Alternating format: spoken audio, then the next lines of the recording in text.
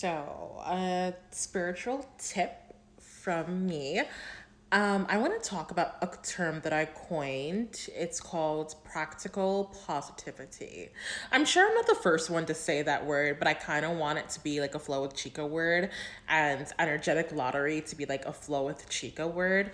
But I am someone that I can't say I'm negative. I'm definitely not a negative person.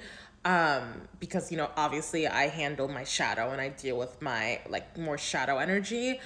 But I can say my positivity is rooted in practicality.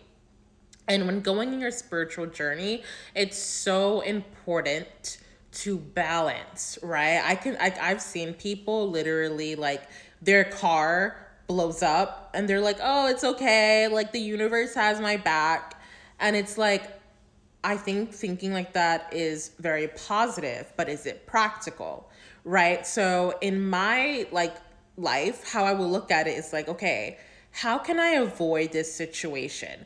There's always a physical action you can take, there's always a spiritual action you can take, and there's also an emotional action you can take. Certain times when we have tower moments, I like to call, like just unexpected like moments that's just like, whoa, where'd that come from?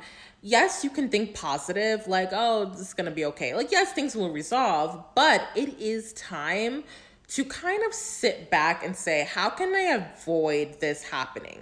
Right? I just feel like as a child of God, right, you don't have to go through as much. Like, yes, bad things can happen, but like there should be a certain level where it's like not that bad, right? And that's about being practical about your situation. That's about being practical about like, okay, maybe I need to be rooted and work on my root chakra more. Or, was this a spiritual attack? How can I protect myself?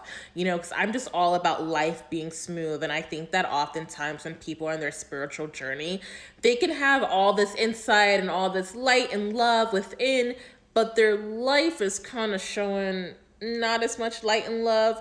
And it's all about finding that balance. I'm not saying you got to live in a mansion, I'm not saying you got to have everything perfect, but you need to be practical about what you're going through, about what you're feeling, and about that kind of shadowy energy, right?